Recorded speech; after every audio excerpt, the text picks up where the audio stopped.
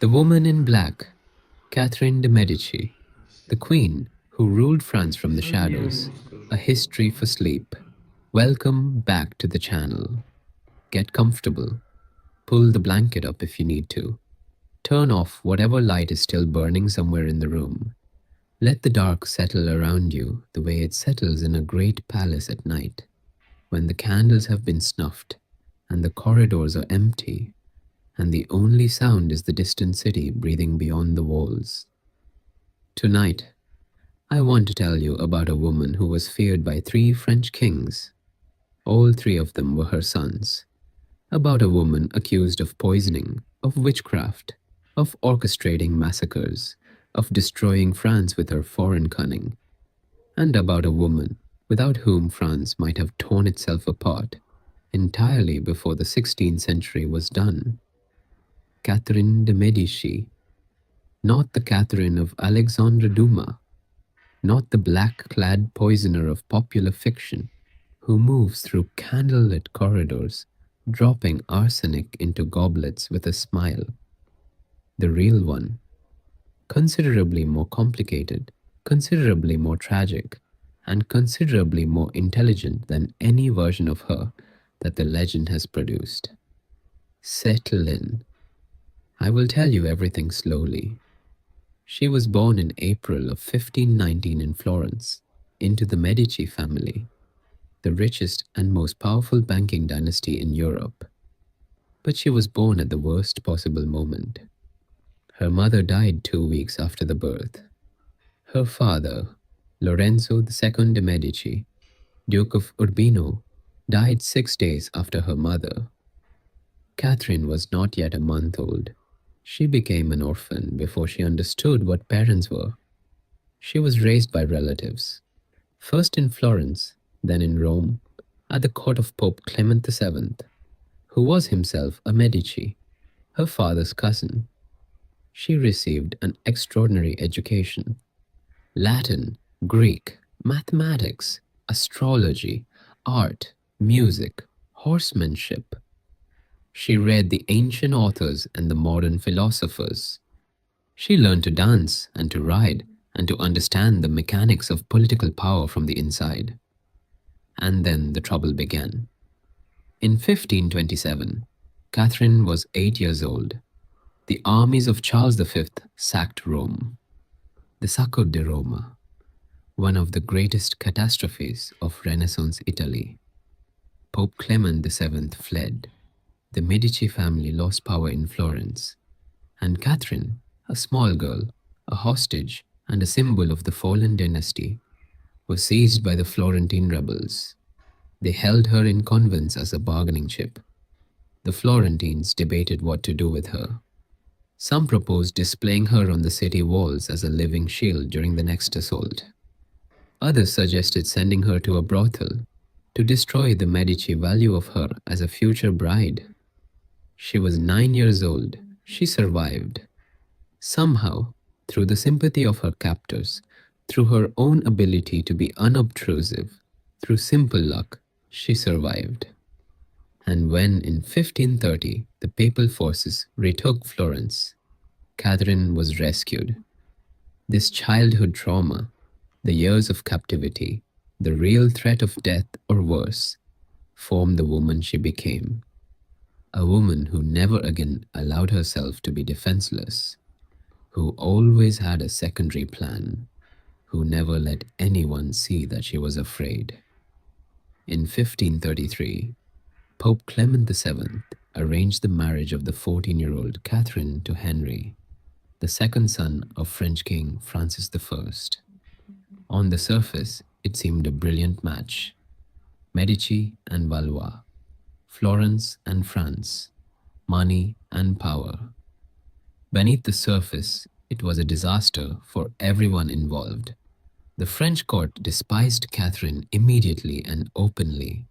She was Italian, and the French regarded Italians as cunning, treacherous, and inferior.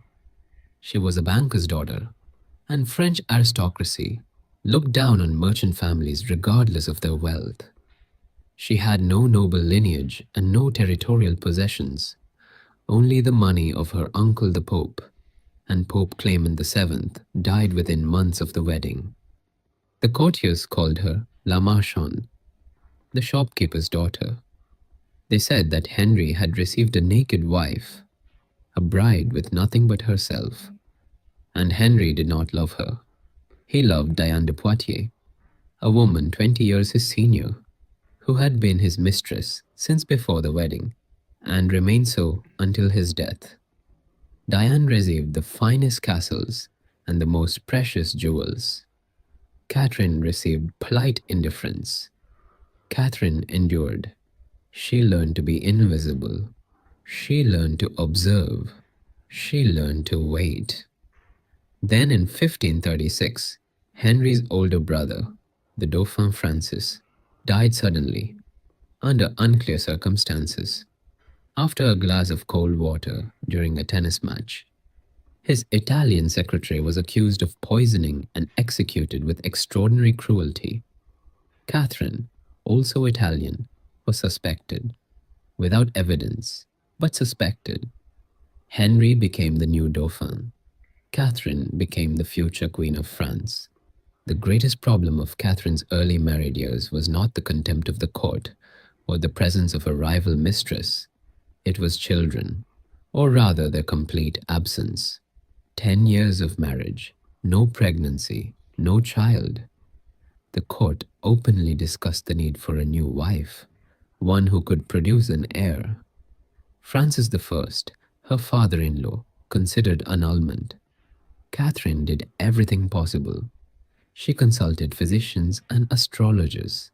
She tried various remedies, some of which were described by contemporaries with unconcealed horror. She prayed, and she took a step that reveals more than almost anything else about her, the cold pragmatism that would define her life. She humbly asked Diane de Poitiers, her rival, the woman who held her husband's heart, to persuade Henry to spend more time with his wife. She asked her husband's mistress to help her conceive, and Diane, for reasons of her own calculation, agreed.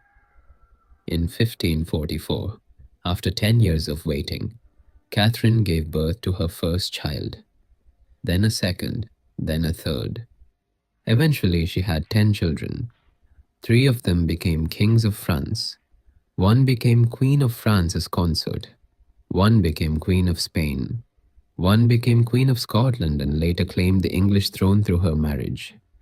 No woman in European history produced as many crowned heads. The year 1559. Henry II organized a magnificent tournament to celebrate 2 weddings. His daughter Elizabeth's marriage to Philip II of Spain, and his sister Margaret's marriage to the Duke of Savoy. The celebrations lasted days. The whole court was present. During the final joust, the lances shattered on impact, and a splinter penetrated the visor of Henry's helmet. The fragment entered his eye socket and his brain. He died over 10 days, in agony. Catherine never left his bedside. Diane de Poitiers was not admitted. When Henry died, Catherine was 40 years old. She was a widow. Her eldest son, Francis, now King of France, was 15. He was sickly, weak, completely under the influence of his wife, Mary Queen of Scots, and her Guy's family. And France was standing on the edge of religious war. Catholics against Huguenots, the Guise family against the Bourbons, Spain against England, the nobility armed and factional, and in the middle of all of this, a widowed foreigner with 5 small children and no official power. Catherine put on black. She would never take it off again. Francis II died in 1560, 1 year after his father. He was 16 years old. The cause was a suppurating ear infection that spread to his brain. The new king was Charles IX. He was 10 years old. Catherine became regent. For the first time in 27 years at the French court, she held real power. She used it immediately.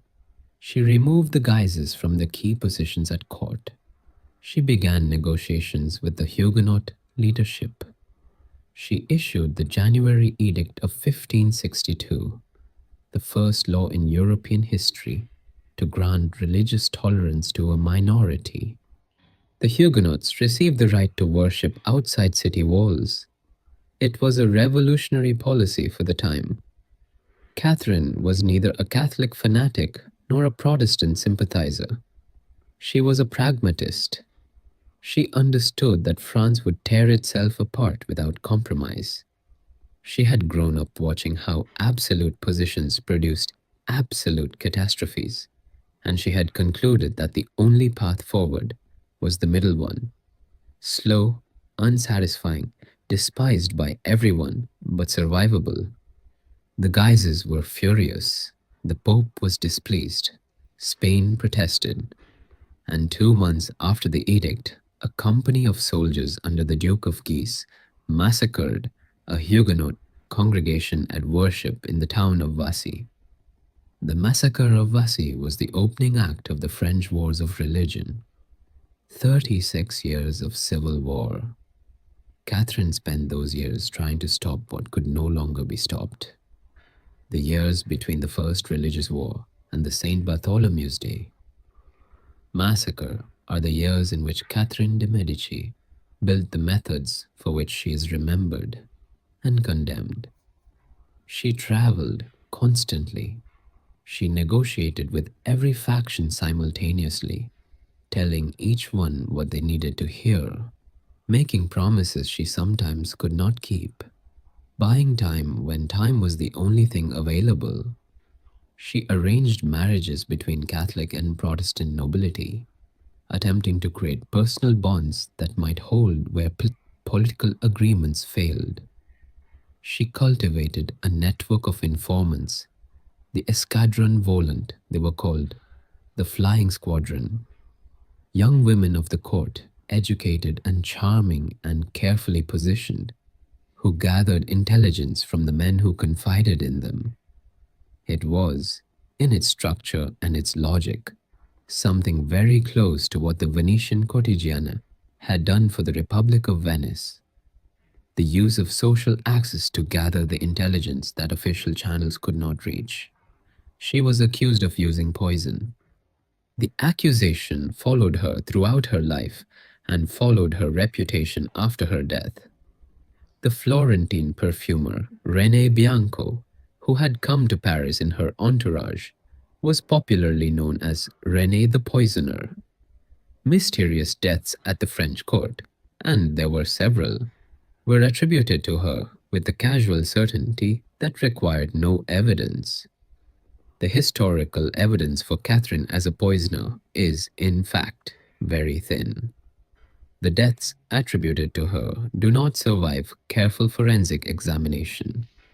The cases that seem most suspicious turn out, on close inspection, to have plausible natural explanations or to be based entirely on rumor.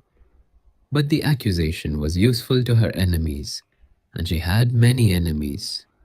The deeper truth about Catherine and poison is not about chemistry, it is about information. She understood, with a clarity that her contemporaries rarely credited to women, that knowledge was the most powerful substance in politics. The information gathered by her network, the intelligence about who was planning what alliance, who was negotiating with whom, where the next threat was forming, was worth more than any poison. And it was gathered, like the poison of legend, through intimate access, through trust, through the spaces between official interactions where people said what they actually thought. She was not a poisoner in the literal sense.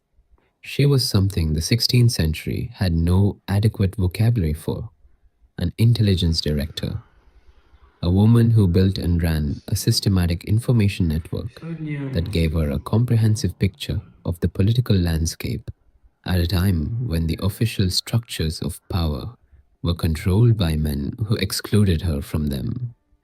The astrology was real. Catherine genuinely believed in it, or at least genuinely used it, which in the 16th century amounted to much the same thing. She kept a personal astrologer for most of her adult life, the most famous being Nostradamus, who visited her court in 1556 and whose predictions she took seriously. The interest in astrology was not, in Catherine's case, mere superstition. It was part of a broader orientation toward information and prediction, toward the attempt to know what was coming before it arrived. The same impulse that led her to build an intelligence network led her to invest in astrology. Both were attempts to reduce uncertainty in a world that was trying to destroy her. 1572. Catherine was 53. Charles IX was 22. She had arranged the marriage of her daughter Margaret to Henry of Navarre, the leader of the Huguenot faction. This marriage was meant to symbolically reconcile Catholics and Protestants. For the wedding, thousands of Huguenot nobles traveled to Paris, the largest concentration of Protestant nobility in France in decades. Several days before the wedding, there was an assassination attempt on Admiral Coligny, the most important Huguenot military leader. The attempt failed. Coligny was wounded but alive, and he was demanding justice. Whether Catherine ordered this assassination attempt is the great unresolved question of French history. The evidence points in multiple directions, and no consensus has ever been reached. What is agreed is that she was present in the discussions that followed, and that those discussions produced the decision that changed everything. In the night of August 23rd to 24th, 1572, St. Bartholomew's Eve, the killing began. The targets were the Huguenot leadership gathered in Paris for the wedding. It began as a targeted operation. It became something else entirely. The soldiers killed by lists. They killed entire families. Admiral Coligny was killed and his body thrown from the window into the street below. The killing spread from the targeted leaders to any identifiable Protestant in Paris. It spread to the suburbs. It spread to the provinces, where local authorities and local mobs carried it on for weeks. Between 5,000 and 30,000 people were killed. The estimates vary so widely because the killing was so dispersed and so chaotic that no accurate count was ever possible. Catherine ordered the killing stopped within days of the initial night. The order was not effective. What had she intended? This question does not have a clean answer, and anyone who offers one is simplifying something that refuses to be simplified. The most defensible historical assessment is something like this. Catherine intended to eliminate the Huguenot military leadership, who she believed were planning a coup that would remove Charles IX and install Henry of Navarre. She did not intend the mass killing of ordinary Protestants. She did not anticipate that a targeted political assassination would trigger a popular massacre. Whether this assessment excuses her is a moral question, not a historical one. She ordered the killing of specific people. She created the conditions in which a much larger killing became possible. She then failed to stop it effectively. The responsibility for the consequences cannot be entirely separated from the responsibility for the original decision. The St. Bartholomew's Day massacre destroyed whatever remained of the Huguenot political organization in France. It also destroyed whatever remained of the possibility of religious compromise. The wars of religion continued for another 26 years, more bitter and more intractable than before. It destroyed something else too, Catherine's reputation permanently in ways that she could not recover from and that shaped how she was remembered for centuries afterward. Charles IX died in 1574. He was 24 years old. He died coughing blood, and it was said, by those who were present, that he wept in his final days, haunted by what had happened 2 years earlier.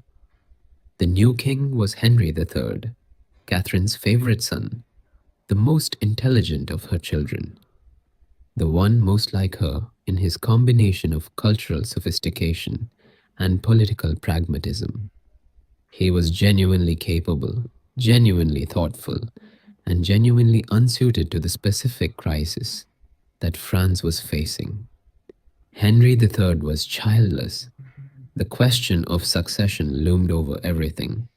The Catholic League, led by the Duke of Guise, was demanding that the succession pass to a Catholic candidate rather than to Henry of Navarre, who, as the nearest male heir by blood, was next in line despite being a Protestant.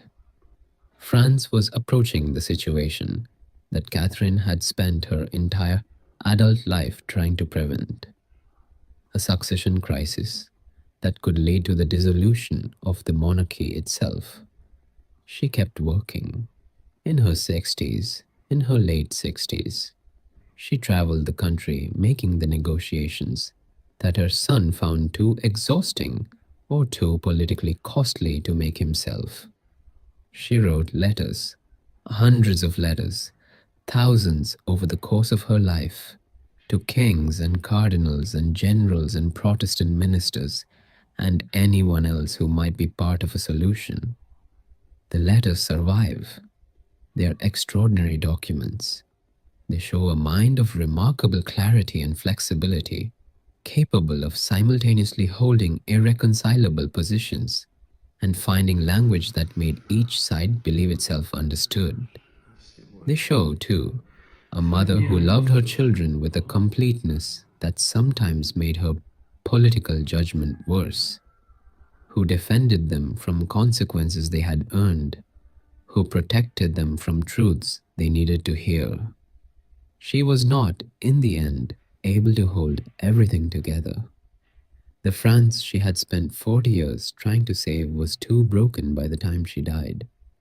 In December of 1588, Henry III had the Duke of Guise and his brother, the Cardinal of Guise, murdered in the royal castle of Blois. The decision was made without consulting Catherine. She learned of it a few days later. Her reported response was characteristically unillusioned. He has done what he wanted. Now let us see if he can get away with it. She died on January 5th, 1589. The official cause was pleurisy. She was 69 years old. Henry III was assassinated by a Dominican friar 8 months later. The Valois dynasty ended with him. Henry of Navarre, the Protestant groom of the St. Bartholomew's Eve wedding, the man who had survived that night by temporarily converting to Catholicism, eventually became Henry IV, the first Bourbon king of France, the man who finally ended the wars of religion with the Edict of Nantes in 1598. The France that Henry IV inherited and consolidated was the France that Catherine had spent her life trying to preserve. She did not live to see it. The irony is sharp and not entirely accidental. The settlement she had always sought was achieved by the man she had tried, on St. Bartholomew's Eve, to eliminate. The legend of Catherine de' Medici, the black-clad poisoner, the Italian schemer, the mother who destroyed her own children's kingdom, began forming during her lifetime and solidified after her death. Her enemies wrote most of the early history. The Protestant writers who survived the massacre she had ordered had obvious reasons to portray her as a monster. The Catholic writers who served the Guise faction had their own reasons. Even those who were not her direct enemies found the template of the evil Italian queen cunning, untrustworthy, too clever by half, more compelling than the more complicated reality.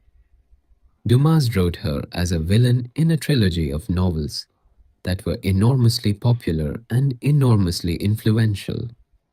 The Dumas Catherine, cold, calculating, moving through the court with hidden purpose and hidden poisons, is the one that most people carry when they hear her name. The historical Catherine is harder to characterize because she does not fit cleanly into the available categories. She was not purely a villain. She was not purely a victim. She was not the savior of France, as her admirers sometimes claim, and she was not the destroyer of France, as her detractors insist. She was a woman who came to power in the worst possible circumstances. A widow, a foreigner, the mother of children who were not capable of governing the country they had inherited, and who did what she could with what she had, over 40 years, in a situation that had no good solutions. She made terrible decisions. The St. Bartholomew's Day massacre is not something that can be explained away or contextualized into acceptability. People died because of decisions she made, and the scale of that dying was shaped by conditions she created. She also made decisions that kept France from collapsing entirely during decades when collapse was a real and present possibility. The compromises she negotiated, the marriages she arranged, the religious edicts she pushed through over the opposition of every faction, these bought France the time it needed, even if the time was eventually used up.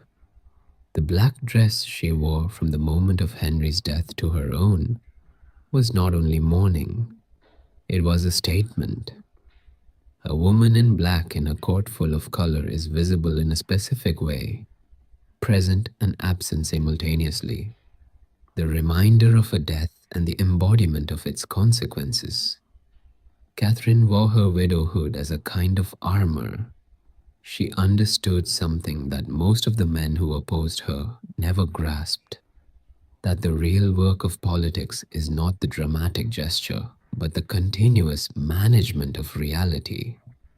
The negotiation that goes nowhere, the letter written at midnight to someone who will probably not respond, the compromise that satisfies no one but prevents the alternative that would satisfy no one either and also destroy everything. This is unglamorous work. It does not produce the kind of history that makes dramatic stories. It produces survival, which is not a triumph but is considerably better than the available alternative. She survived longer than anyone expected her to survive. She did more than anyone expected her to do. And what she built, the methods, the networks, the institutional habits of a centralizing monarchy, outlasted her by centuries, even if her reputation did not. The Louvre that she expanded is still there. The Tuileries Palace that she built, now destroyed, but present in its absence, shaped the urban geography of Paris for 3 centuries. The diplomatic methods she developed, the intelligence network she established, the use of royal marriages as instruments of foreign policy, all of these became standard features of European statecraft for generations after her death. She is buried in the Basilica of Saint Denis, outside Paris, in the royal necropolis of France, next to the husband who never loved her, and alongside the kings she produced. The tomb sculpture shows her twice, once as she appeared in life, kneeling in prayer, and once as she appeared in death, lying recumbent in the vulnerability that she never showed while she was living. The two figures are separated by nothing except the fact of dying. The woman who spent 40 years in black, managing and calculating and refusing to show weakness, and the woman who finally lay down and stopped. Both of them are hers. Both of them are true. The woman at her desk at midnight, the letters spread before her, writing one more message to one more party in one more conflict that has no resolution. This is the image that the historical record most consistently produces. Not the poisoner, not the schemer of fiction. Just a woman working very late in a situation that had no good options, doing what she could with what she had. There is something in that image that is not entirely unlike the present. The work that has no clean solution, the negotiation that satisfies no one, the decision made at midnight that will be judged in the morning by people who were not there and did not have to make it. History does not absolve her of the massacre. Nothing does. But it does, if you look at it carefully, give her something more complex than the legend allows. A recognizable human being navigating an impossible situation, failing in ways that were catastrophic and succeeding in ways that were invisible, wearing her black dress through 40 years of a country trying to destroy itself. She was 69 years old when she died. She had been at the French court for 56 years. She had buried her husband, three of her sons, two of her daughters, and the possibility of the religious peace she had spent her life trying to achieve. She kept working until the last weeks of her life. There was always one more letter to write. The candles in the Louvre burned late every night for 40 years. Paris slept, or pretended to sleep, and in the palace above the city, a woman in black sat at her desk and worked, because if she stopped working, the whole thing would come apart. And she was the only one who understood that. And she was very tired, and she kept going anyway. The world into which Catherine was born in 1519 was one of the most unstable in European history, and understanding her requires understanding what that instability actually felt like from the inside. The Italian peninsula was not a unified country. It was a collection of competing city-states, duchies, papal territories, and Spanish-controlled kingdoms, all of them fighting each other and all of them subject to periodic invasion by the great powers, France and Spain primarily, who used Italy as a battlefield for their own conflicts. The Medici family had risen to prominence through banking. They had funded popes and kings and emperors. They had accumulated wealth on a scale that had no precedent in European history. They had used that wealth to become the de facto rulers of Florence, not through conquest or noble lineage, but through the more durable mechanism of making themselves indispensable. The Florence into which Catherine was born was the Florence of the late Medici era, still wealthy, still culturally extraordinary, but politically precarious. The family's power had always depended on a combination of money, skillful management of factions, and the careful cultivation of loyalty through patronage. When those mechanisms failed, when the money ran out or the political judgment was wrong, the family was vulnerable. Catherine was the product of a family that had always understood power as something that had to be actively maintained rather than simply possessed. It was not inherited like a title or fixed like a geographic boundary.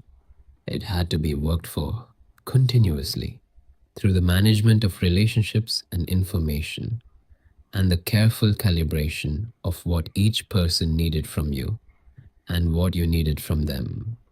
This understanding, power as active process rather than fixed state, was the most important thing the Medici inheritance gave her, more important than the money, which she largely did not have, more important than the name, which was a liability as often as an asset in France. The France she arrived in at 14 was also unstable, but in different ways. It was a large, wealthy kingdom with a strong monarchy. Francis I was one of the most impressive rulers of the period, a genuine Renaissance prince in the tradition that Machiavelli had described, combining military capability with cultural sophistication. But the French monarchy's strength was inseparable from the king's personal authority, and that authority depended on the continuous performance of power. on the visible display of magnificence, military success, and political dominance that kept the nobility loyal. The nobility was the fundamental problem of the French monarchy in the 16th century, as it had been in the 15th and would continue to be in the 17th. France had a large and powerful aristocracy with deep regional roots, and the military means to make its displeasure felt. Keeping the nobility cooperative required constant attention, constant balancing of interests, constant management of the rivalries and alliances that structured the aristocratic world. Francis I was good at this.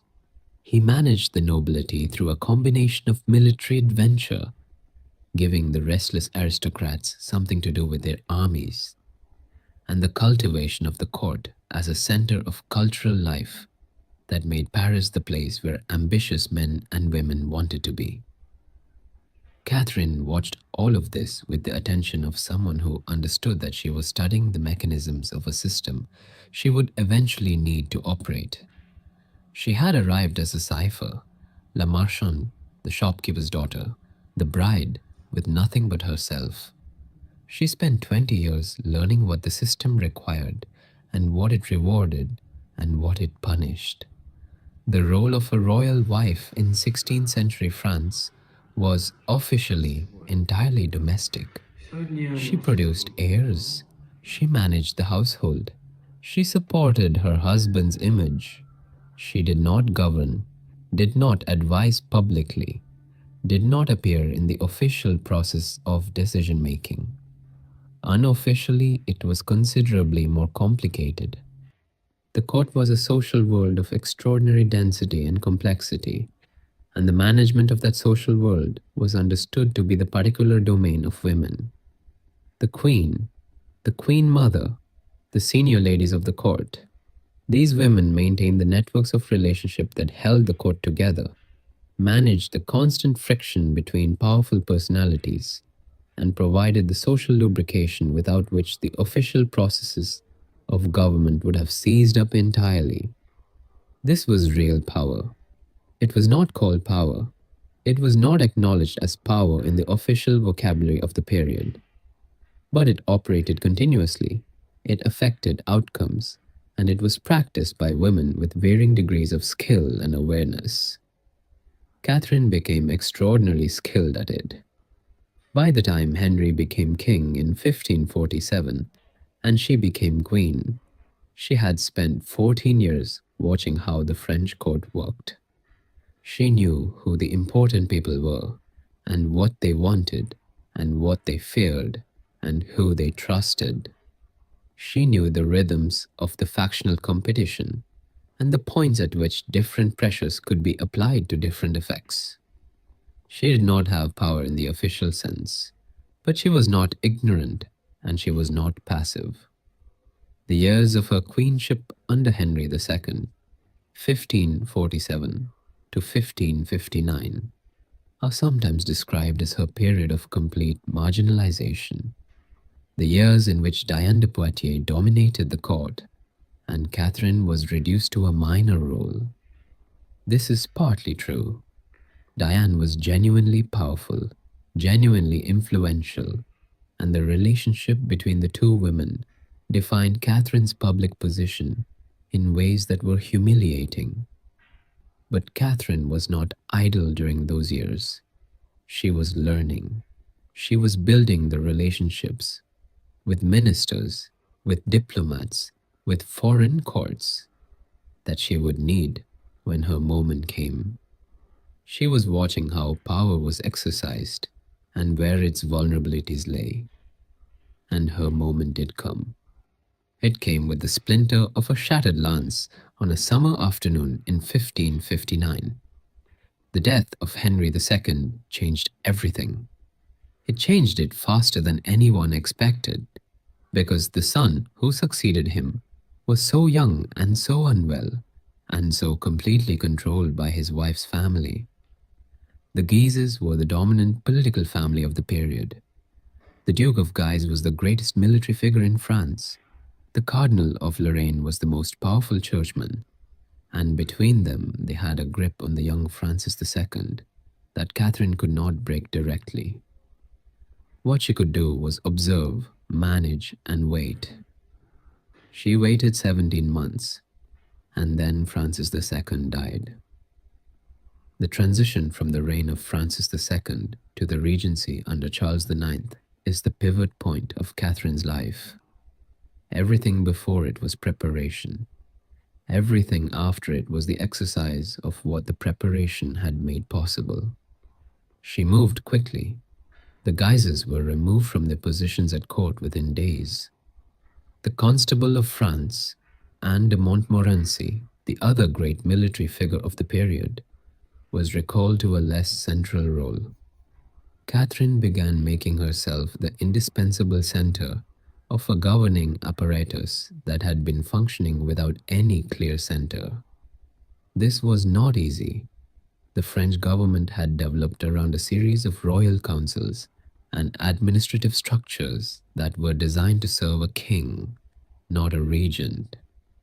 There was no formal role for a regent queen mother in the constitutional arrangements of the period.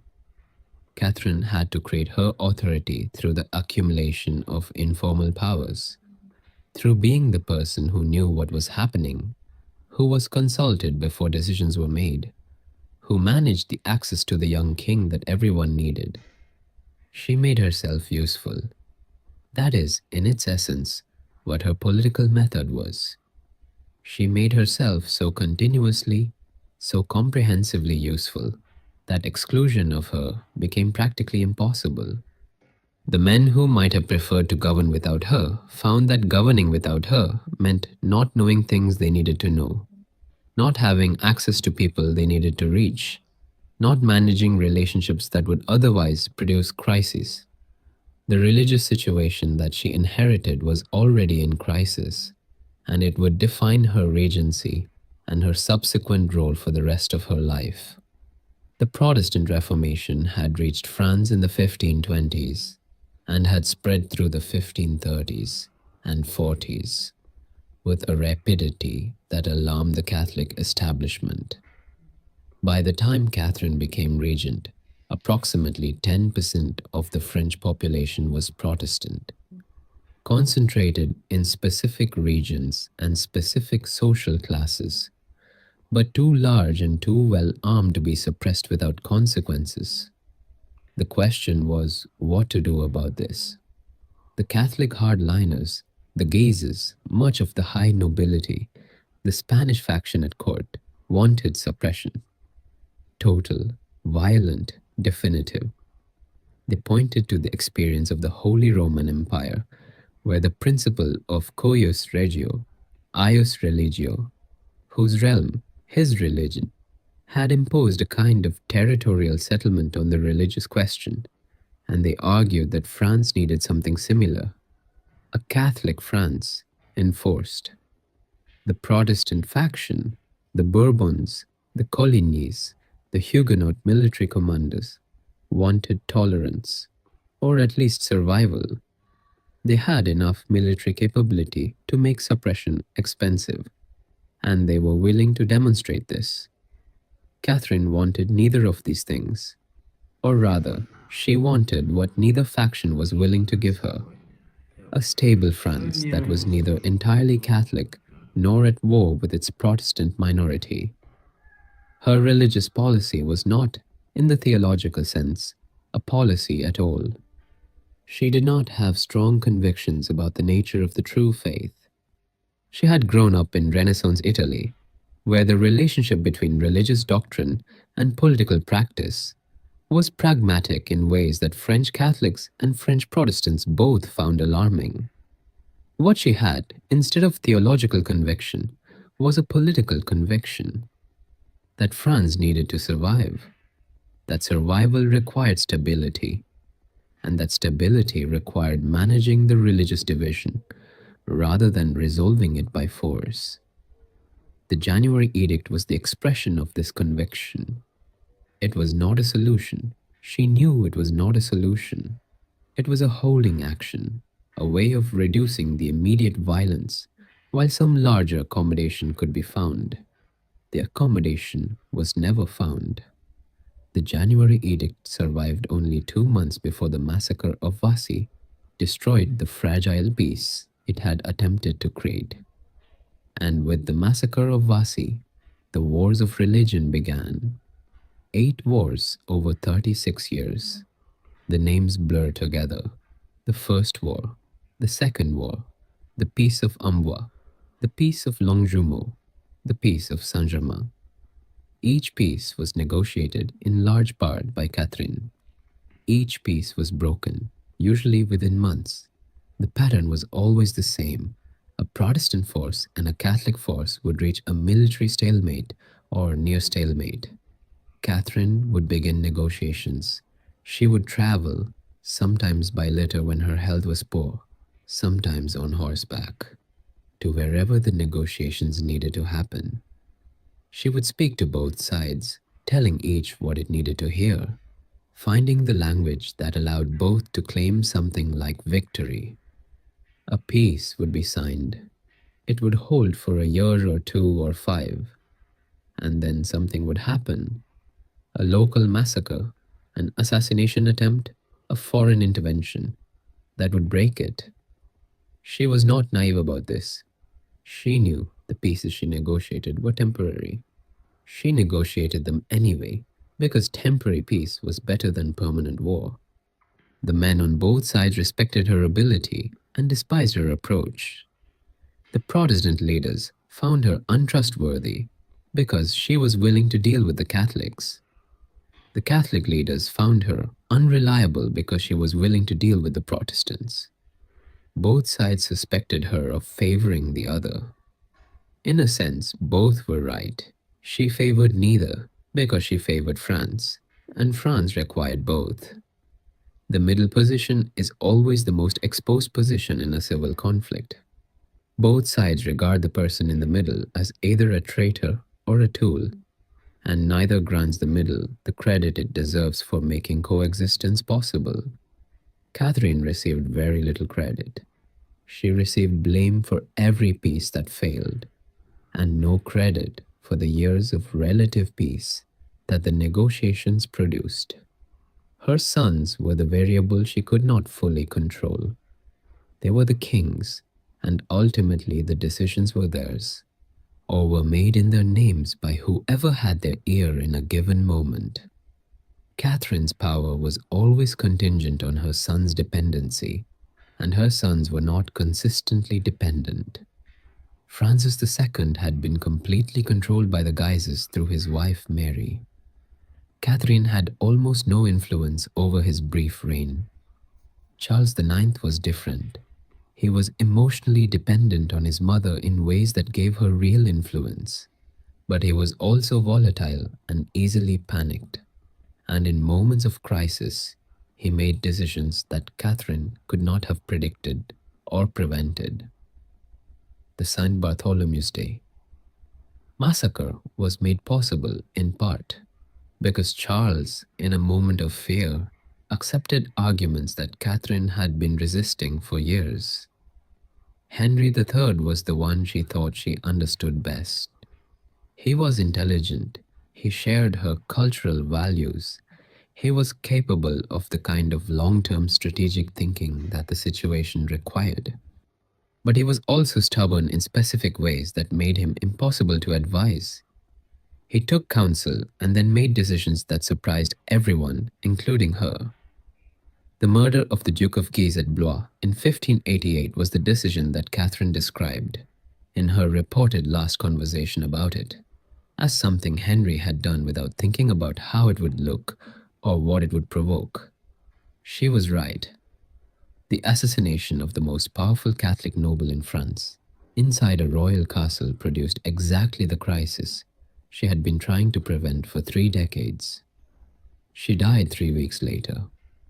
Her death was not the dramatic end of a dramatic story. She had been ill for some time. The illness worsened. She died in her bed in the Chateau de Blois, attended by her household. What she left behind was, in the material sense, considerable. The Tuileries Palace, the expansion of the Louvre, the collections of art and books that she had assembled over decades, many of which eventually became the nucleus of what is now the Bibliothèque Nationale de France.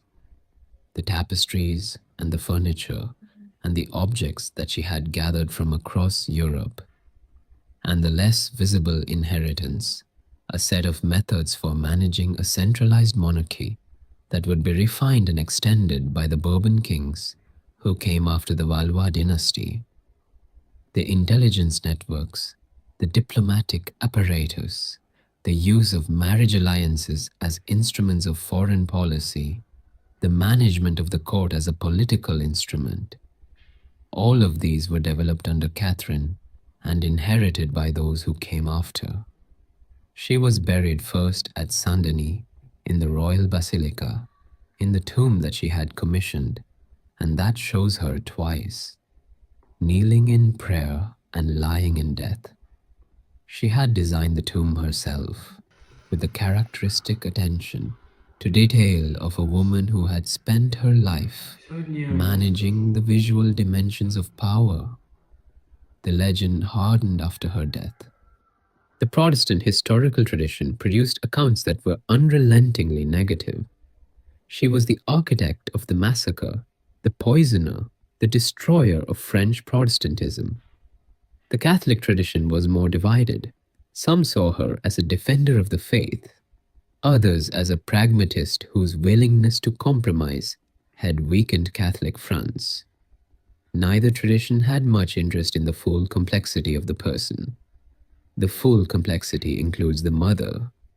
Catherine was not only a political actor, she was a woman who raised 10 children, buried 4 of them in childhood, watched 3 more die young as kings, and was separated for most of her adult life from the daughter she loved most, Margaret, who had married Henry of Navarre, and whose complicated, unhappy marriage was itself a product of her mother's political calculations. The letters she wrote to her children are among the most revealing documents in her archive. They show a woman of genuine warmth and genuine anxiety, who loved her children with a completeness that sometimes made her judgment worse, who was willing to excuse things in her sons that she would not have excused in anyone else, who was sometimes blinded by maternal feeling to truths that were obvious to outside observers. This is the hardest thing to hold simultaneously about Catherine de' Medici. She was both the political operator of legend and the mother of the letters, both the woman who approved the lists of Huguenot leaders to be killed, and the woman who wept over the deaths of her children, both the architect of policy and the human being living with the consequences of that policy. She was not a monster. She was not a saint. She was a person of extraordinary intelligence and genuine ruthlessness, operating in circumstances that required both, who made decisions that cannot all be defended, and who built things that outlasted the decisions that cannot be defended. The black dress she wore for 30 years was the most honest thing about her. It was the acknowledgement that she was always in mourning, for Henry, for her children, for the France she had wanted to save and could not save. It was also the armor of a woman who had learned, very young, that showing grief made you vulnerable, and that vulnerability in politics was something you could not afford. She wore the grief, and she hid the grief, and she kept working, until she could not. The night sky over the Chateau de Blois on January 5th, 1589 was cold and clear. The Loire Valley in winter, the river dark below the castle walls, the bare trees on the banks, the stars very bright above everything. Catherine de' Medici died that night, in a room in the castle that her son would abandon within months, fleeing the consequences of the decision she had warned him against. She had seen the end coming. She had said, when told of the guy's assassination, that her son would not escape what he had done. She was right. She was often right. It was not enough. The work that is never enough. The calculation that accounts for everything except the one thing that changes everything. The letter, written at midnight, that reaches its destination too late. This is what her life was finally. Not the legend of the poisoner, not the drama of the massacre, just the continuous, exhausting, partially successful, ultimately insufficient work of a woman trying to hold a country together with tools that were never quite adequate to the scale of the problem. She held it together longer than anyone had a right to expect. And then she stopped, and it came apart, and eventually a new France emerged from the wreckage. The France of Henry IV, the France of the Edict of Nantes, the France that achieved the religious compromise she had always sought. 30 years after she began seeking it, 9 years after her death, she did not get to see it, but she had been part of making it possible. The 30 years of managing, negotiating, enduring, these had bought France the time it needed to find its way to the compromise. Not heroically, not cleanly, but effectively, in the way that is always less satisfying than the heroic version, but considerably more useful. Paris is still there. The Louvre she expanded is still there, now the greatest art museum in the world.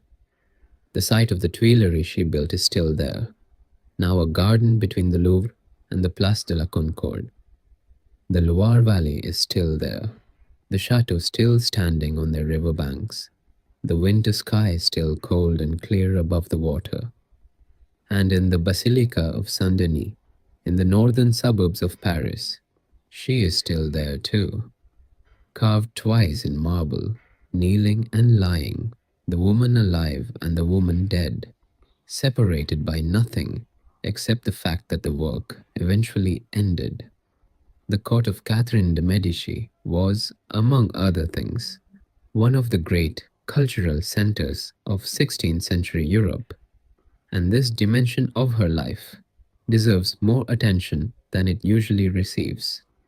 She had grown up in Renaissance Florence, in the tradition of Medici patronage that had made that city the cultural capital of the Western world. Lorenzo the Magnificent, her great uncle by blood, her model in many ways, had understood that the cultivation of art and learning was not separate from the cultivation of political power. It was part of it. A ruler who surrounded himself with the finest artists and thinkers of his age was making a statement about the quality of his court, and through the court, the quality of his governance. Catherine brought this understanding to France. She arrived in a country that had its own sophisticated, artistic tradition, but she brought with her an Italian sensibility that pushed French court culture in new directions. The food was one of the most immediate examples. She arrived with Italian cooks whose techniques were more elaborate than anything the French had encountered, and the cooking she introduced influenced French cuisine in ways that some historians trace all the way to the French culinary tradition of today. More significant were the architectural projects.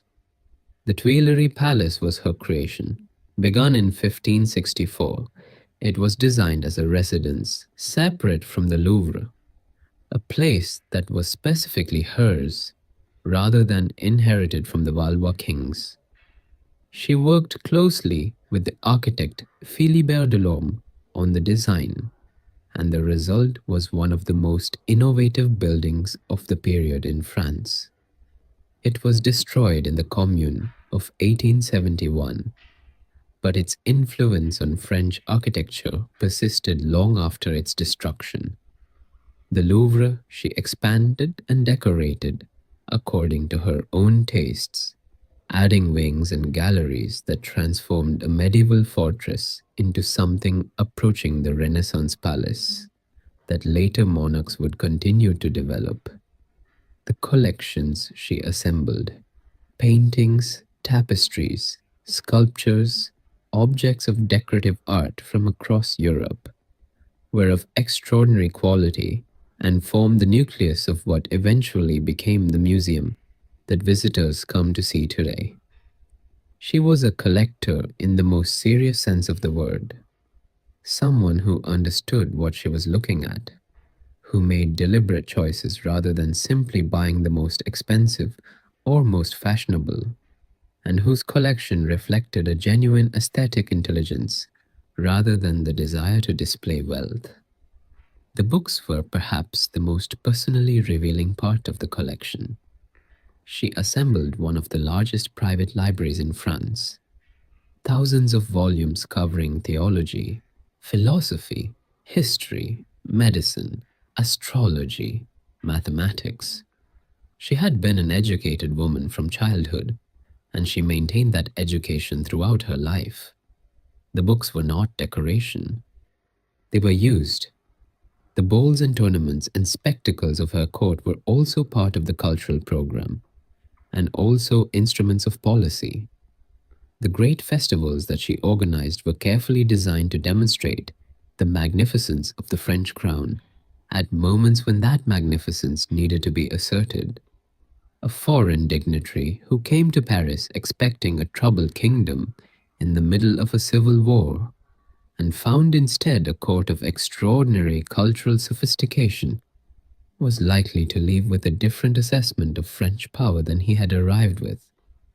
This use of culture as political communication was entirely deliberate. Catherine had learned from Francis I, who had been a master of it, and she refined it into a systematic instrument. The court was not just where government happened, it was where France's image was constructed and projected.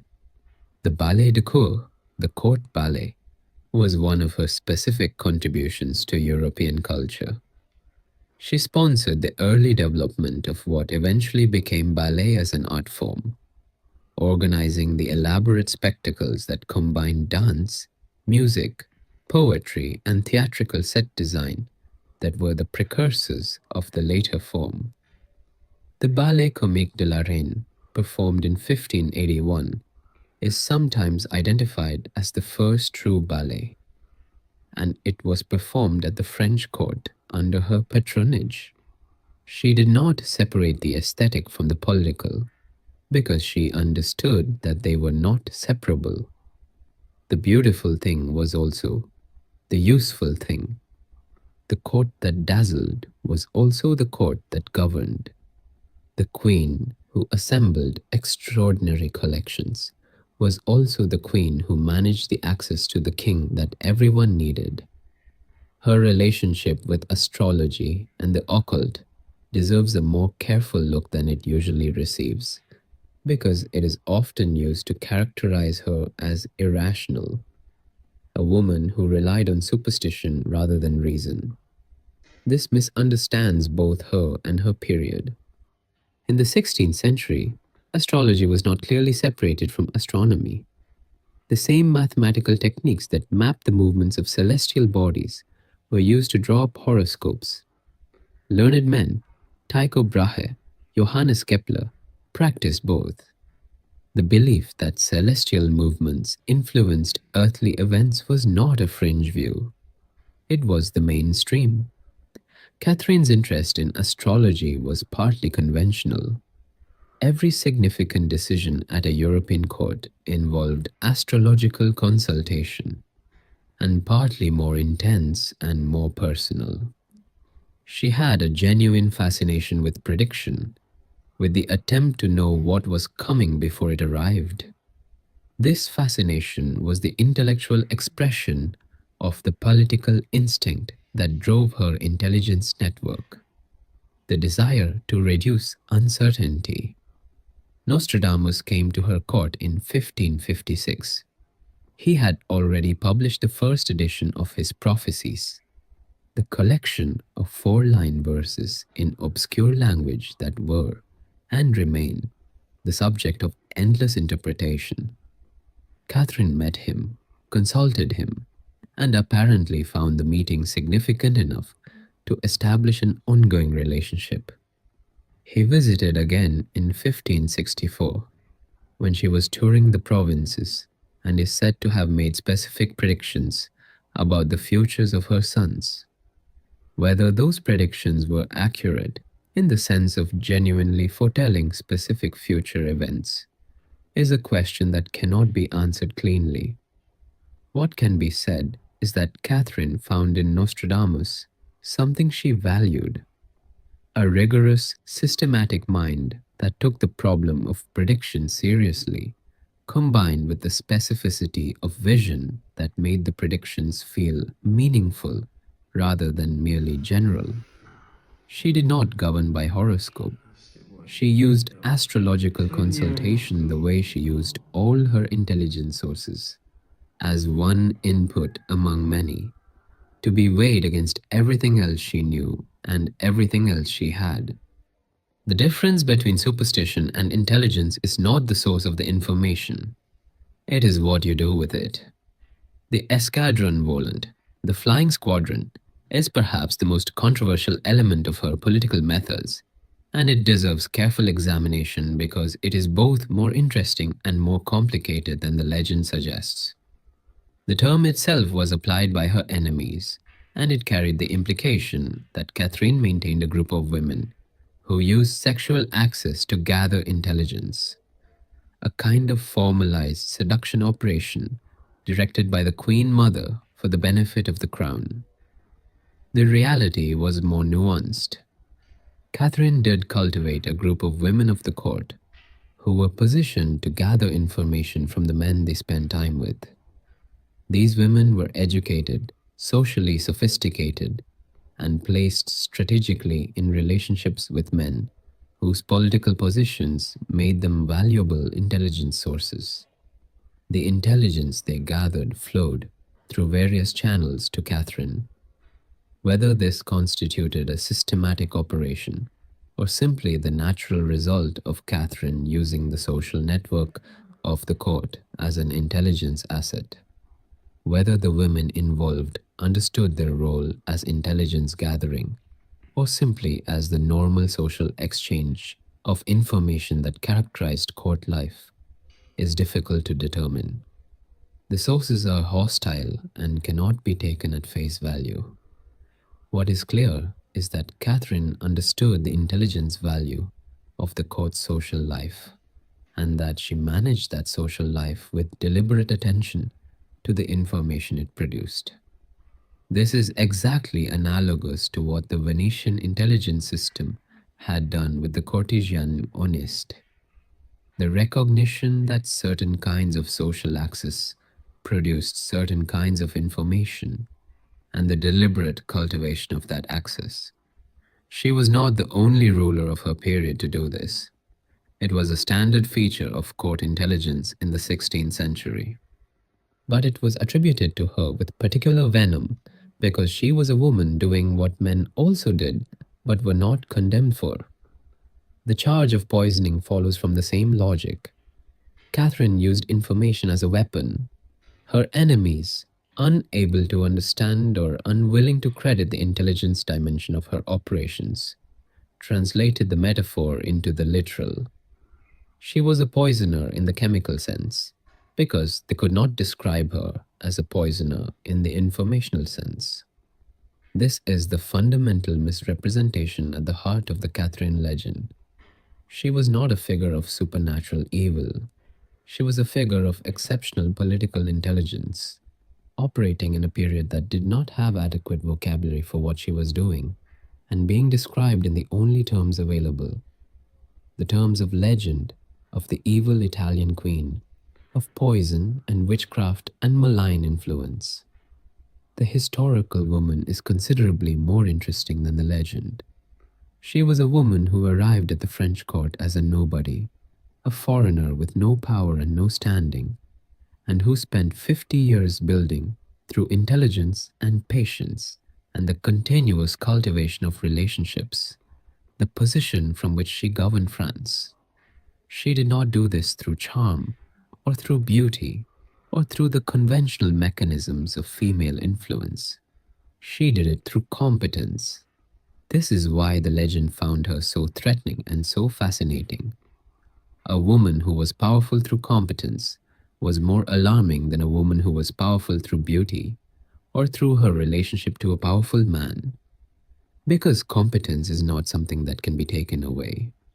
It cannot be superseded by a younger woman or ended by the death of a husband. It persists, and it grows, and it becomes, over time, the foundation of something that the people who initially dismissed it have to reckon with. Catherine became the foundation of something that her enemies had to reckon with for 40 years. They reckoned with it by calling her a poisoner, by attributing to supernatural evil what they did not want to attribute to a woman's intelligence. The attribution was wrong, but it was not accidental. It was the defensive reaction of a political culture that could not accommodate the reality of what she was. The Loire Valley in the autumn is one of the most beautiful landscapes in France. The river moves slowly between its sandbars. The light is golden and diffuse. The chateau on the banks catch the low sun and turn it into something from a story about how life should look. Catherine spent a great deal of her life in this valley. The Loire was the center of French royal life for most of the 16th century, and the chateau along its banks, Amboise, Chambord, Blois, Chenonceau, Chaumont, were the settings for the events that shaped her life and shaped France. Chenonceau was specifically hers for a time. Henry II had given it to Diane de Poitiers as one of the gifts that punctuated his devotion to his mistress. After Henry's death, Catherine reclaimed it, the only significant act of personal revenge she ever allowed herself against the woman who had occupied the position that should have been hers. She used it as a retreat and expanded it, commissioning the great bridge gallery across the Cher that is now the building's most distinctive feature. There is something fitting about this. The building most associated with Chenonceau, the long gallery that extends across the water, was Catherine's addition, her contribution to a building that began as her rival's triumph. She took the thing that had been used against her and made it more beautiful. This is, in miniature, the story of her life. Taking the circumstances she was given, the humiliation, the exclusion, the contempt, and building something from them that outlasted the people who had intended the humiliation. She outlasted Diane de Poitiers by 20 years. She outlasted Francis I, the king who had contemplated sending her away. She outlasted the Guises, the family that had dominated the court during her son's reigns.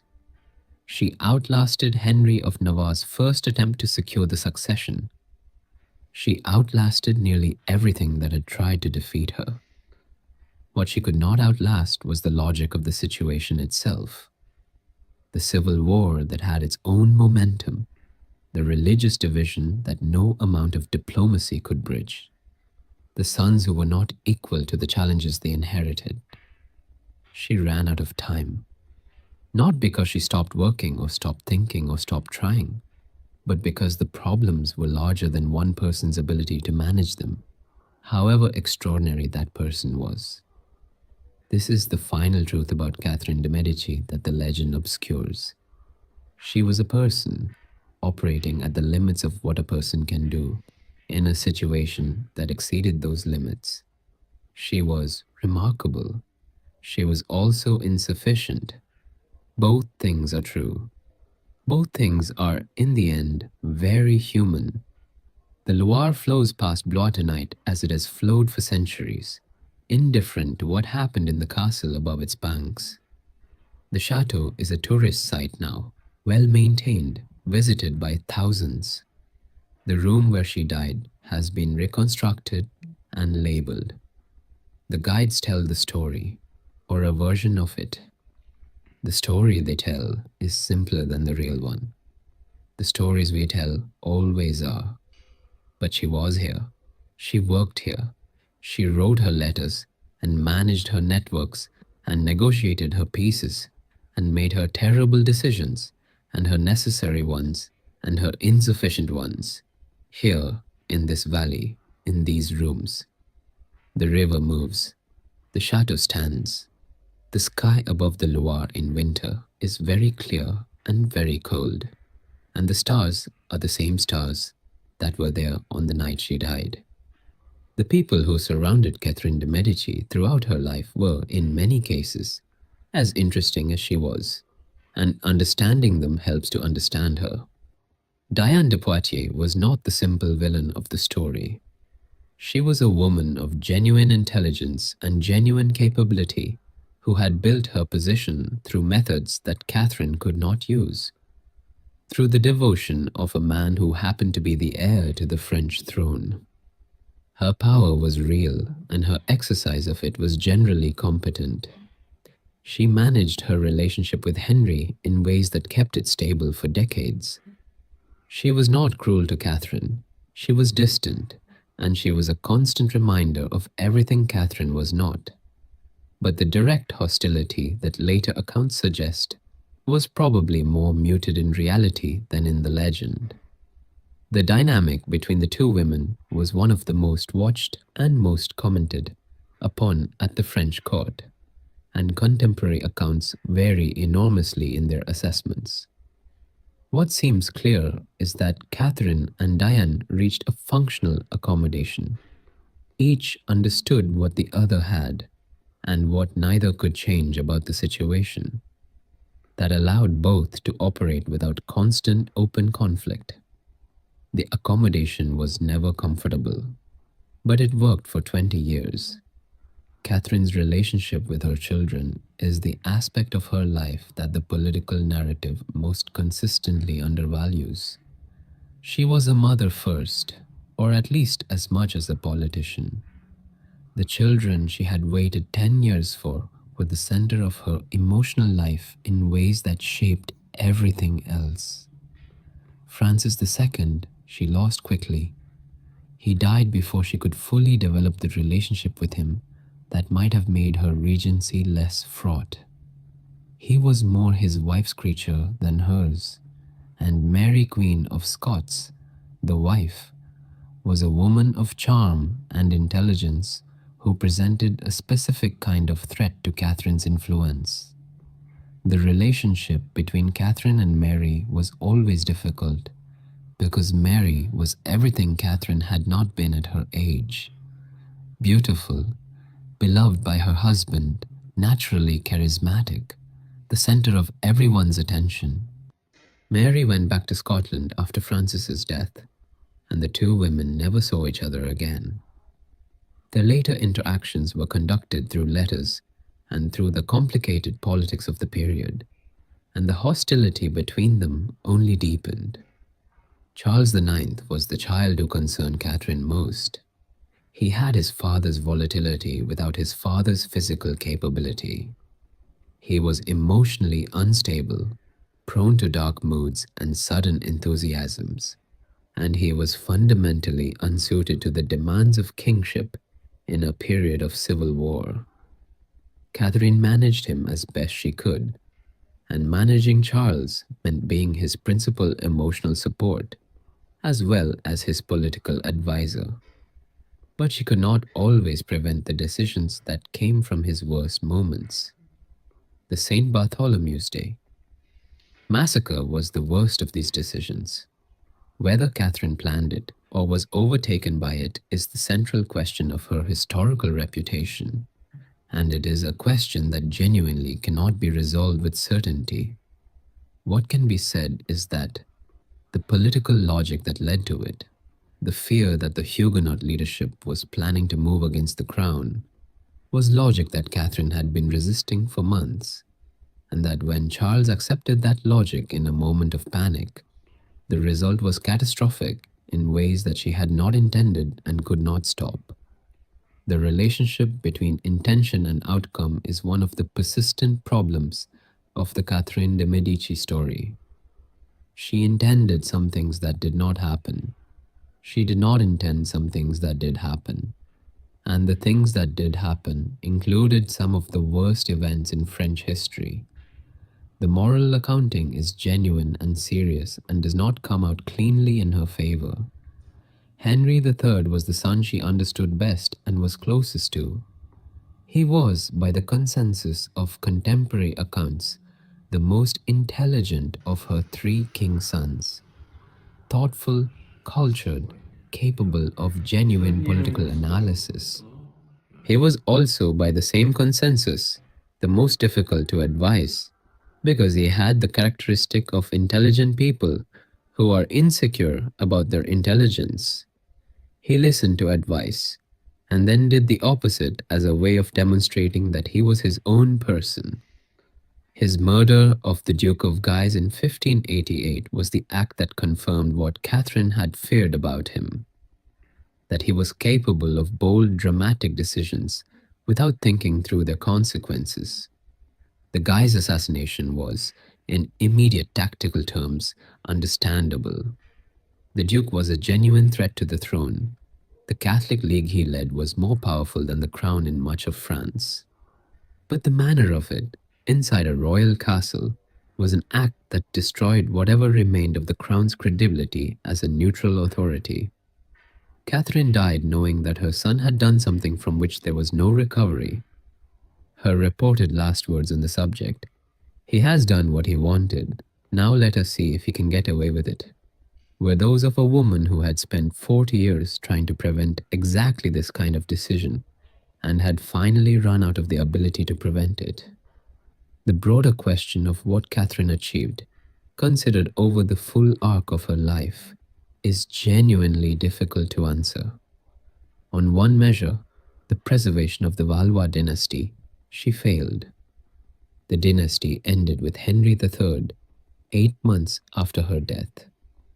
The religious war she had tried to prevent continued for another 9 years. The compromise she had sought was achieved, but by someone else, in conditions that she had helped to create but could not control. On another measure, the preservation of the French state, the assessment is more favorable. France in 1589 was broken and exhausted, but it was still France. The monarchy still existed. The administrative structure still functioned. The country had survived 3 decades of civil war without fragmenting along the regional or religious lines that had seemed likely to tear it apart at multiple points in the preceding years. Catherine's management of the regency, her negotiation of the various pieces, her maintenance of royal authority through periods when that authority was seriously threatened, these had contributed to the survival of the French state in ways that are difficult to quantify but real. Henry IV's Edict of Nantes in 1598, the settlement that finally ended the wars of religion, gave the Huguenots essentially what Catherine had been trying to give them since 1562. The January Edict, the various pieces she had negotiated, the compromises she had offered, these were the preliminary drafts of the Edict of Nantes. They had all failed, but they had established the terms of the eventual settlement. And the eventual settlement was made possible in part because those preliminary drafts had been made. This is a cold form of credit. She did not achieve the outcome, but she defined the shape of the outcome that was eventually achieved. The women who came after her in French history owed something to her precedent, though they rarely acknowledged it. Marie de Medici, no relation despite the shared name, became regent for Louis XIII in 1610 and faced many of the same structural problems that Catherine had faced. A young king, a fractious nobility, religious and factional conflicts that threatened stability. She was considerably less capable than Catherine, and her regency ended in her son's eventual seizure of power and her exile. Anne of Austria became regent for Louis XIV in 1643. Another young king, another period of noble rebellion. She relied on Cardinal Mazarin as her chief minister in ways that Catherine, who had preferred to keep power more distributed, would probably not have done. But the framework, a regent queen mother managing a minority kingship, was the framework Catherine had established. Catherine's specific methods, the intelligence networks, the marriage diplomacy, the use of cultural patronage as political communication, all persisted in various forms in the French court long after her death. The darker legacy, the association of female political power with poison and manipulation, and the corrupt Italian influence, also persisted. Every woman who exercised political power in France after Catherine had to navigate the shadow of her legend. The assumption that a politically active woman was doing something illegitimate, that her power was necessarily secretive and manipulative rather than openly exercised, was reinforced by the Catherine myth in ways that shaped how female political actors were perceived and described for generations. This is one of the most consequential things about her. Not just what she did, but what her legend made possible as a way of describing women who wielded power. The vocabulary of poison and shadow and unnatural influence applied to her repeatedly from her lifetime onward became the vocabulary for female power generally, and it made every subsequent woman in politics a potential Catherine, every intelligent woman a potential schemer. She did not create this vocabulary, but her legend sustained it and gave it its most vivid example. There is no clean way to hold all of this together. The woman who managed the French court through 3 decades of civil war and preserved enough of France that a settlement was eventually possible. The woman who ordered or approved the killing of thousands on St. Bartholomew's Eve. The mother who loved her children and could not save them from themselves. The patron who built some of the most beautiful things in France. The legend whose image became a template for the condemnation of female political intelligence. All of these are Catherine de' Medici. None of them is the whole. The chateau at Blois stands on a hill above the Loire. The room where she held her councils, the room where her son's guest was murdered, the room where she died. These rooms are all still there. The walls where she walked are still there. The views she saw from the windows, the town below, the river, the flatlands beyond the river, still there. History is not only in the documents, it is in the stone, in the places where the people were, in the rooms that held the decisions and the consequences. She was here. She worked here. She managed and calculated and negotiated and wrote her letters and made her terrible decisions and her necessary ones. She wore her black dress through 40 years of impossible circumstances. And then she stopped, as everyone eventually stops, and the Loire kept flowing, and the seasons kept turning, and France worked its way through what she had left behind, until it found the peace she had always been trying to negotiate. The peace she never got to see. The religious world that Catherine navigated deserves its own examination, because it was not simply a political conflict.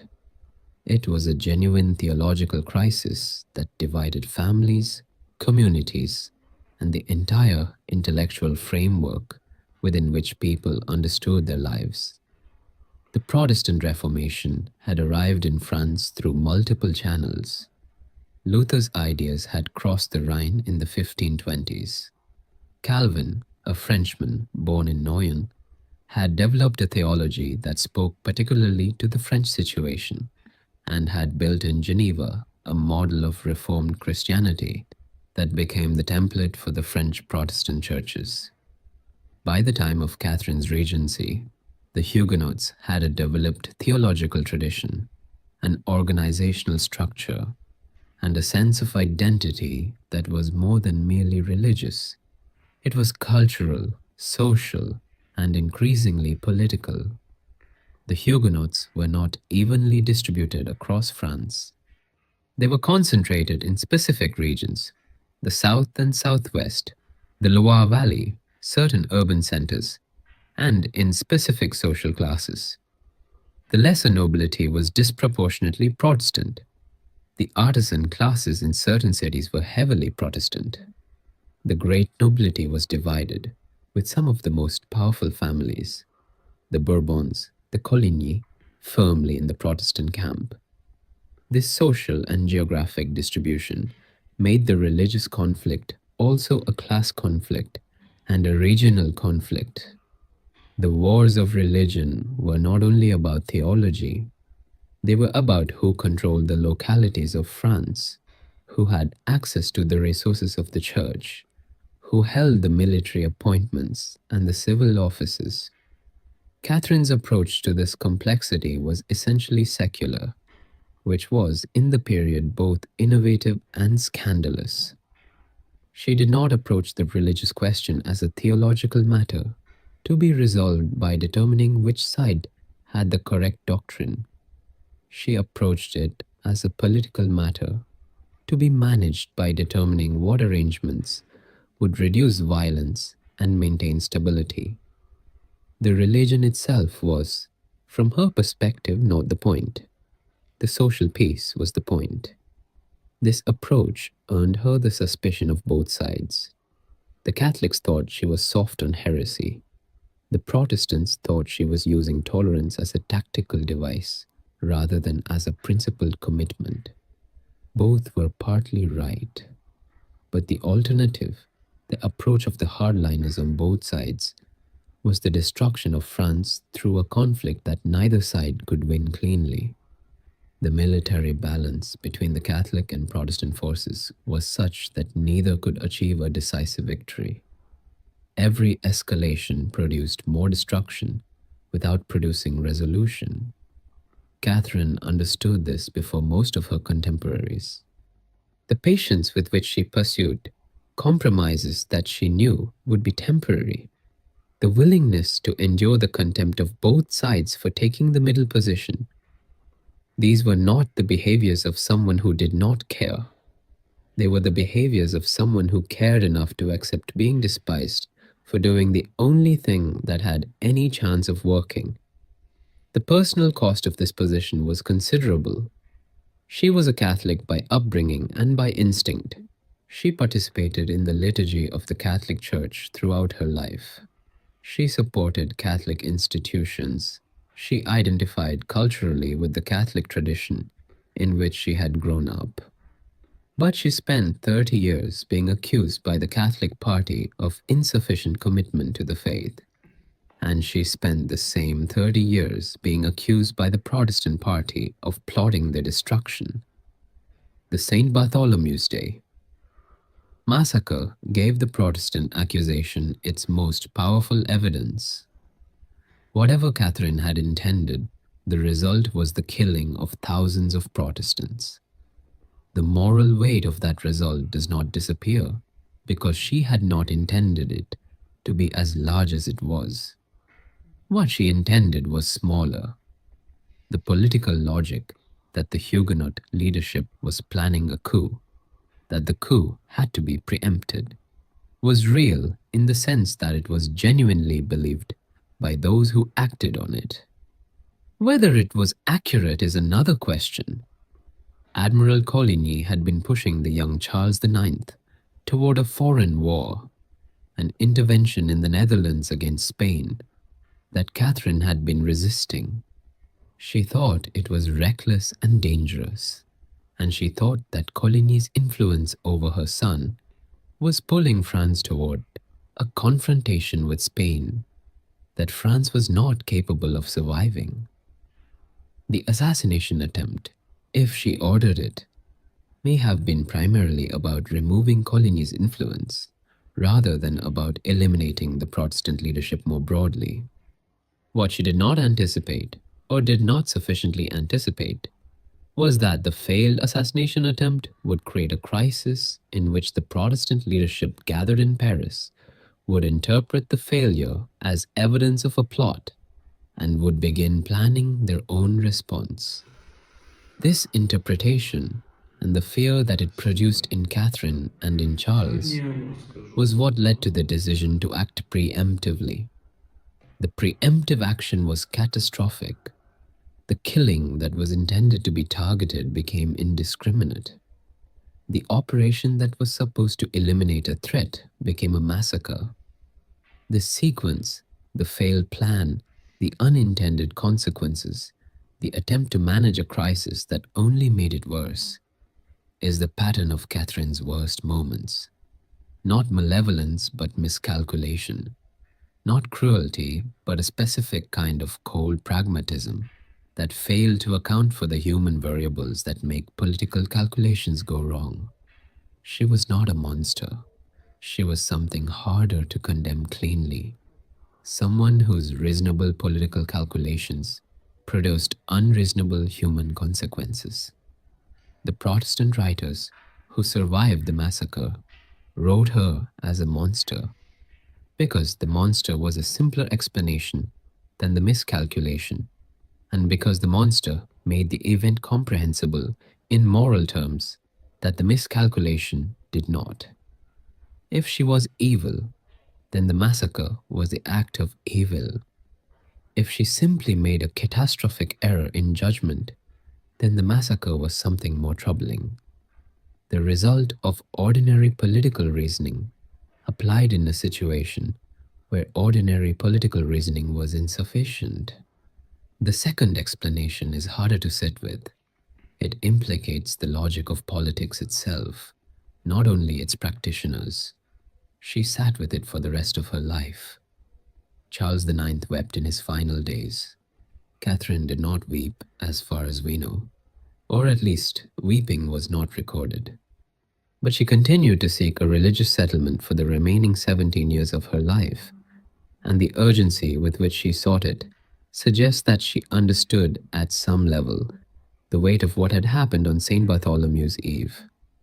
The urgency was not repentance in the theological sense. It was the continuation of the same project that had always motivated her, the preservation of France. But it was a continuation that carried the specific weight of 1572, the knowledge that her tools had failed in the worst possible way, the determination to make something from the wreckage. She did not make enough, but she made something. The Loire at dusk, the light going flat and the temperature dropping, the river still moving in the almost dark, the chateau on the banks becoming shapes rather than buildings, the first lights appearing in the windows of the town below Blois. This is where she lived. This is where she worked. This is the landscape that held the 40 years of her governance. The negotiations and the letters and the policies and the disasters and the partial successes and the final failure to hold everything together. The river does not remember her. Rivers do not remember. But the stone remembers, and the stone is still there. She was a woman who made France more complicated than it would have been without her.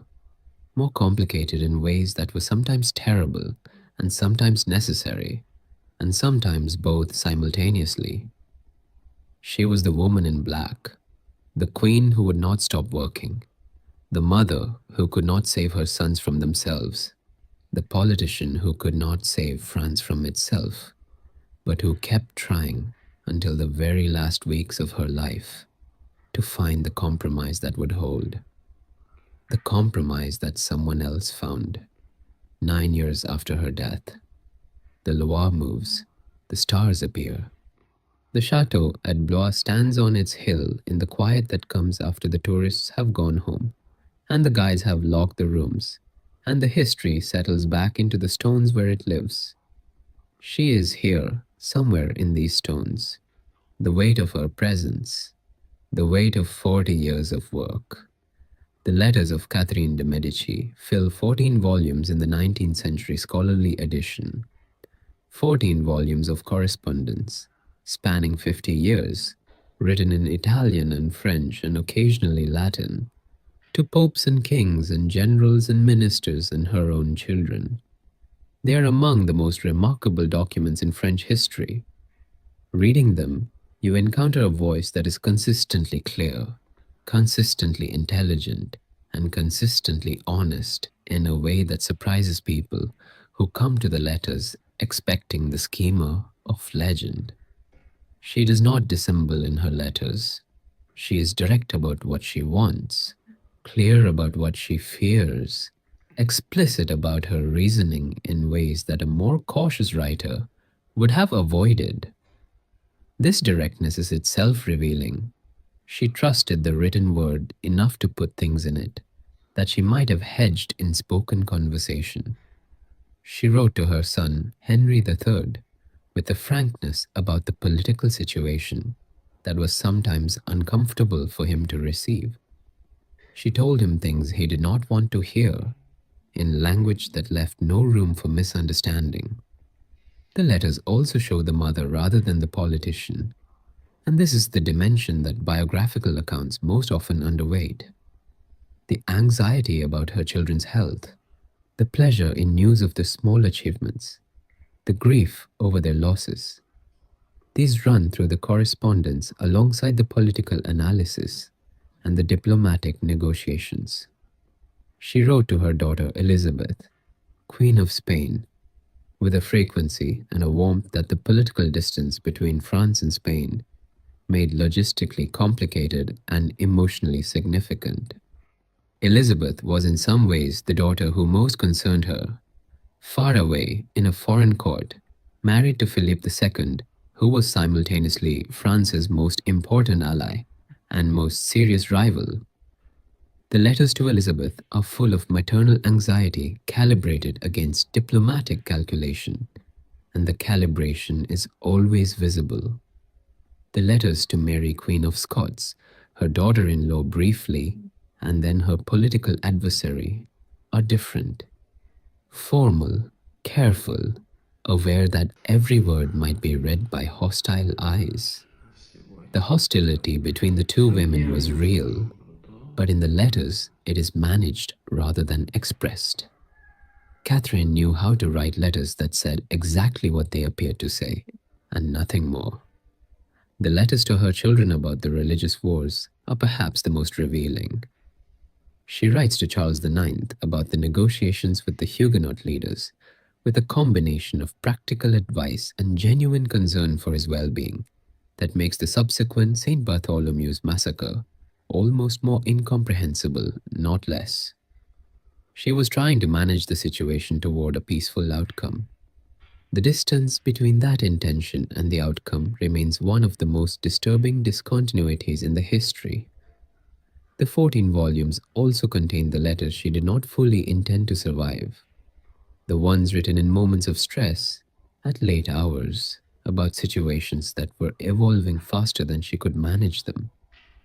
These are the letters that show the exhaustion underneath the competence, the moments when the sustained effort of 40 years becomes visible as effort rather than as effortless management. She was not effortless.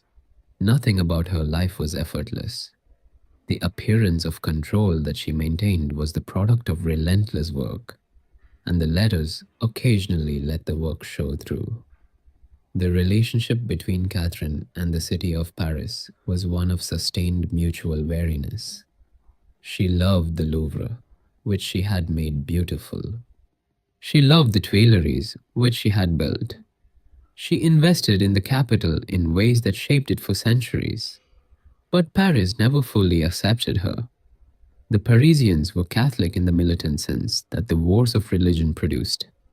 The Catholic League had its most fervent support in Paris, and the Parisians who rioted on St. Bartholomew's Eve were acting on a hatred that was genuine and deep, and that found in the massacre permission to express what had been accumulating for years. Catherine had built a beautiful city and governed it in ways that its population found unacceptable. The particular irony was that the population's religious militancy, the very Catholicism that had produced the massacre, was itself a threat to the crown. When Henry III was assassinated by a Dominican friar, it was a Catholic killing the Catholic king, because the king's politics were not sufficiently Catholic for the most fervent believers. She had tried to navigate between fanaticisms. The city she loved had been one of the centers of the fanaticism she had tried to navigate. The final accounting of Catherine de' Medici is an accounting that no single framework can contain. She was powerful and she was constrained. She was intelligent and she made catastrophic errors. She was a mother and a politician and a patron and an intelligence director and a diplomat and a widow and a regent, and at the end, a dying woman watching her life's work come apart around her. She was also, and this is the thing the legend most consistently obscures, the person who kept it together longer than anyone had a right to expect. France in 1589 was broken, but it was still there. The wars of religion had not destroyed it. The monarchy had survived, however barely. The administrative structures that would eventually support the absolutism of Louis XIV were still functioning. Henry IV would fix it. He would make the compromise work and rebuild the royal authority and give France 30 years of relative peace. He would do this in part on the foundation that Catherine had maintained through decades of catastrophic mismanagement. She did not build for him. She was not trying to build for him. She was trying to build for her sons, and her sons failed. But the things she built survived her son's failures and became the foundation for his success. This is a form of legacy that is invisible in the ordinary way of counting legacies. She did not achieve her goals, but the work she did in pursuit of her goals made someone else's achievement of similar goals possible. In the history of women in politics, this is a more common form of legacy than it should be. The work that makes the visible achievement possible without being visible itself. The negotiation that clears the ground for the agreement that someone else signs. The institution that is maintained through crisis so that the person who inherits it can use it to do something new. Catherine's specific version of this invisible legacy was the French state itself, the administrative capacity, the diplomatic networks, the habit of centralized governance that she had maintained and extended during 40 years of civil war. Henry IV inherited a state that still worked, barely, because someone had spent 40 years refusing to let it stop working. The chateau at Blois, the Louvre she expanded, the site of the Tuileries she built, the tomb in Saint Denis, where she lies in marble, kneeling and recumbent, the two poses of a life lived between action and rest. She is in all of these places. She is in the 14 volumes of letters.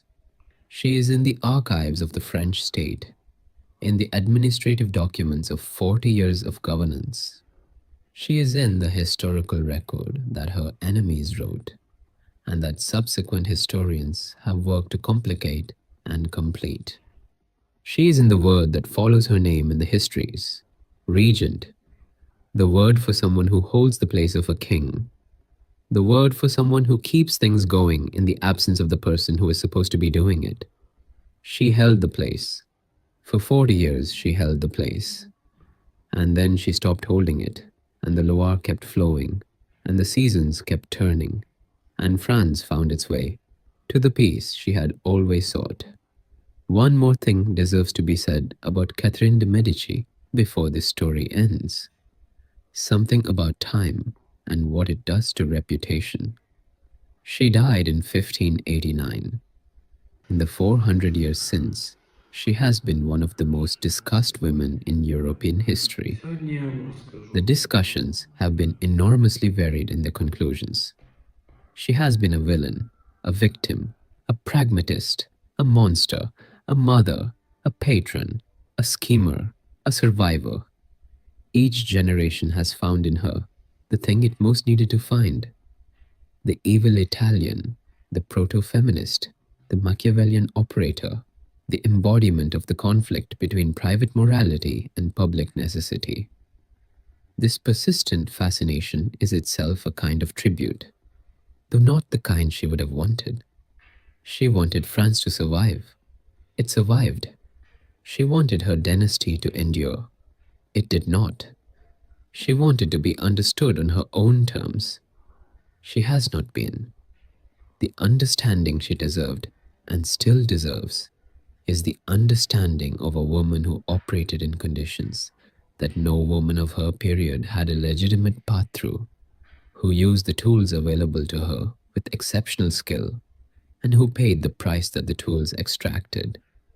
The tools of power in the 16th century were not clean. They required compromise, deception, the willingness to use people as instruments rather than ends, the capacity to make decisions whose human costs were real and immediate. Catherine used these tools. She used them better than most of the men who used them around her. And she was condemned for it in ways that they were not, because a woman who used the tools of power was doing something that the period could not fully accommodate. The condemnation was not just, but it was not entirely arbitrary. The tools she used did produce the outcomes they produced, including the catastrophic ones. The St. Bartholomew's Day. Massacre is real, and her role in it is real, and the condemnation that follows from that role is real. The question is not whether to condemn her for it. It is whether condemnation is the totality of what she deserves. And the answer to that question, if you look at the full record, is clearly no.